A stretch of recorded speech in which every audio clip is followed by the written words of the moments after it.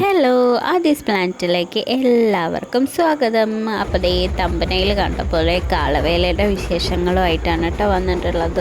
Video ഇടാൻ കുറച്ച് late ആയിട്ടുണ്ട്, കുറച്ച് അധികം ലേറ്റ് ആയിട്ടുണ്ട്. കാരണം കുറച്ച് ഹെൽത്ത് ഇഷ്യൂസും കാര്യങ്ങളൊക്കെ ആയതുകൊണ്ടാണ് വീഡിയോ ഇടാൻ ലേറ്റ് ആയത്. അപ്പോൾ ദേ ഞങ്ങൾ കാളവേലയ്ക്ക് പോയിട്ടുണ്ട്, രാത്രിയാണ്. അപ്പോൾ ഒരുപാട് കാളകളെ കാണാൻ പറ്റി. നല്ല ലൈറ്റും ഭംഗിയും ഒക്കെ ഉണ്ട്. നല്ല DJ സോങ്സൊക്കെ വെച്ച് അടിപൊളിയായിരുന്നു കേട്ടോ. പക്ഷേ ഇതിൽ പാട്ടൊന്നും ഉൾക്കൊള്ളിക്കാൻ പറ്റില്ല, കാരണം കോപ്പിറൈറ്റിൻ്റെ പ്രശ്നമുണ്ട്. അപ്പം അതുകൊണ്ട് പാട്ടും DJ ഒന്നും കൂടുതലായിട്ട് ഉൾപ്പെടുത്തിയിട്ടില്ല കേട്ടോ. അങ്ങനെ ഞങ്ങളെല്ലാവരും കൂടിയാണ് കേട്ടോ പോയത്. അമ്പലത്തിലെത്തിയിട്ട് അവിടെ കുറേ നേരം ഇരുന്ന് ചിലവഴിച്ചു. നല്ല തിരക്കുണ്ടായിരുന്നു കേട്ടോ, അത്യാവശ്യം നല്ല തിരക്കുണ്ടായിരുന്നു. നമ്മൾ ഈ കാളവേല എന്ന് പറയല്ലാതെ ഇതിനെപ്പറ്റി കൂടുതലൊന്നും അന്വേഷിച്ചിട്ടുണ്ടാവില്ല അല്ലേ, കൂടുതലൊന്നും അറിയുന്നുണ്ടാവില്ല. ഈ കാളവേല എന്ന് പറഞ്ഞാൽ എന്താണെന്ന് അറിയുമോ ആർക്കെങ്കിലും? അപ്പോൾ എന്താണെന്ന് വെച്ചിട്ടുണ്ടെങ്കിൽ കന്നുകൂട്ടലിന് ഉപയോഗിക്കുന്ന കാളകളുടെയും അതേപോലെ തന്നെ മറ്റ് കാലികളുടെയും ഐശ്വര്യത്തിനും ഇവയ്ക്ക് രോഗം വരാതിരിക്കാനും നടത്തുന്ന ഒരു വഴിപാടാണ് ഈ കാളവേല എന്ന് പറയുന്നത്.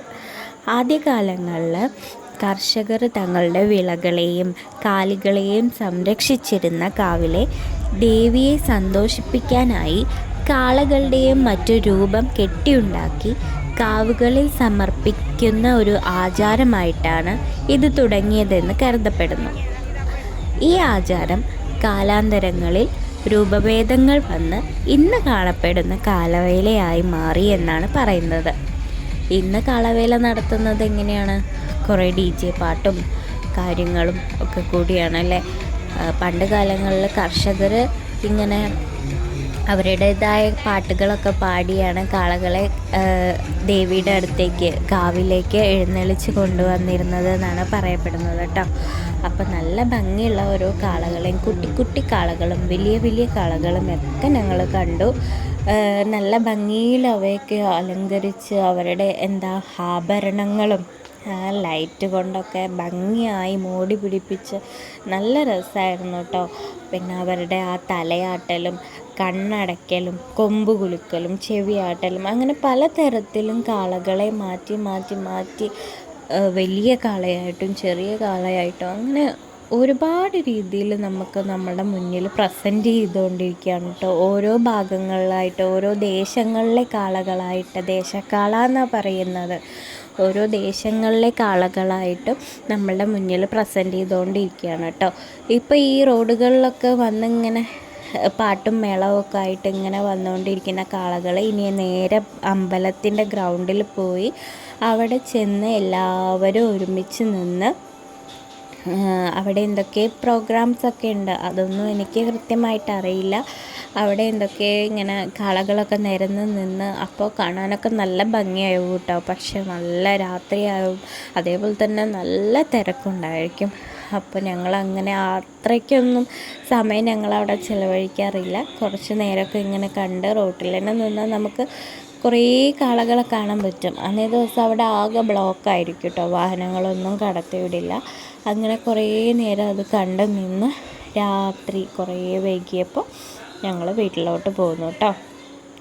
അപ്പോൾ അങ്ങനെയൊക്കെയാണ് ഉണ്ടായത്. അപ്പോൾ ഇതിൻ്റെ കൂടെയുള്ള ഈ DJ പാട്ടുകളൊക്കെ നമ്മളുടെ വീഡിയോയിൽ ഉൾപ്പെടുത്തുകയാണെങ്കിൽ ചിലപ്പോൾ കോപ്പിറൈറ്റ് വരാൻ സാധ്യതയുണ്ട്.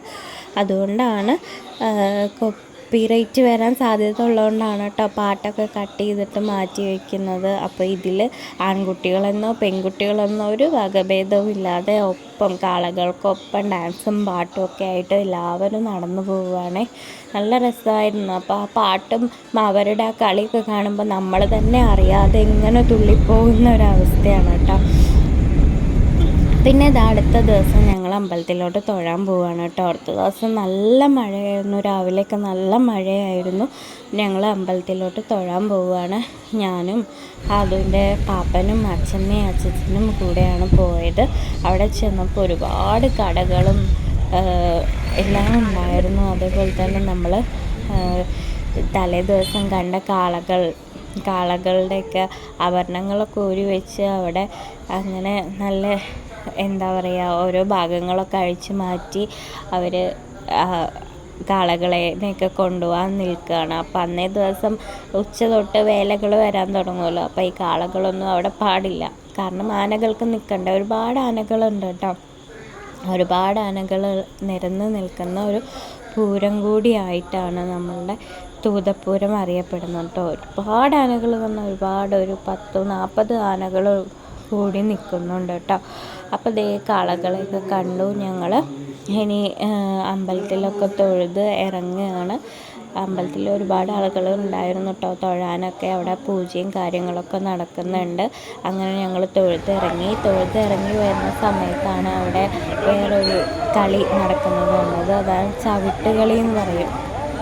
അപ്പോൾ അതൊക്കെ കുറേ നേരം നോക്കി നിന്നു. നല്ല രസമാണ് അവരുടെ കളി കാണാൻ കേട്ടോ. വട്ടത്തിലങ്ങനെ കറങ്ങി കളിക്കുന്നത് കാണാൻ രസമാണ്. ഒരു പ്രത്യേകതരം പാട്ടൊക്കെ ഉണ്ട് കേട്ടോ.